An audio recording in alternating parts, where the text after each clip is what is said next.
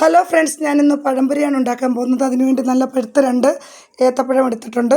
അത് 2 സൈഡും ചെത്തി നല്ലതുപോലെ പൊളിച്ചെടുത്ത് അത് നടുകെ കീറി ചെറിയ കഷണങ്ങളായിട്ട് ഞാൻ അരിഞ്ഞെടുത്തിട്ടുണ്ട്.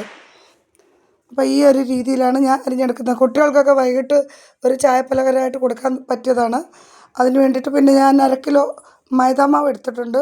അതിലേക്ക് കുറച്ച് ഉപ്പ്, 1 ടീസ്പൂൺ മഞ്ഞൾപ്പൊടി എടുത്തിട്ട് ആവശ്യത്തിന് വെള്ളം ഉപയോഗിച്ചിട്ട് നല്ല ഒരു കുഴമ്പ് പരുവത്തിലാണ് എടുക്കുന്നത്. ഈ ഒരു കൺസിസ്റ്റൻസിയിലാണ് ഞാൻ എടുക്കുന്നത്. അപ്പോൾ നമ്മുടെ മാവ് റെഡി ആയിട്ടുണ്ട്. അതിലേക്ക് അരിഞ്ഞു വെച്ചിരിക്കുന്ന ഏത്തയ്ക്ക കഷണങ്ങൾ ഇട്ട് കൊടുത്ത് നല്ലതുപോലെ ഇളക്കുക. ഏത്തയ്ക്ക കഷണങ്ങളിൽ നല്ല രീതിയിൽ മാവ് പറ്റി പിടിച്ചിരിക്കണാണ്ട് ഈ ഒരു രീതിയിൽ ആണ് എടുത്തിരിക്കുന്നത്. അതിനുശേഷം ഞാൻ അത് വറുക്കാൻ ആവശ്യമായ എണ്ണ ഒഴിച്ചിട്ടുണ്ട്. ചൂടായതിന് ശേഷം ഞാൻ ഏത്തയ്ക്ക കഷണങ്ങൾ ഇട്ട് കൊടുത്തിട്ടുണ്ട്.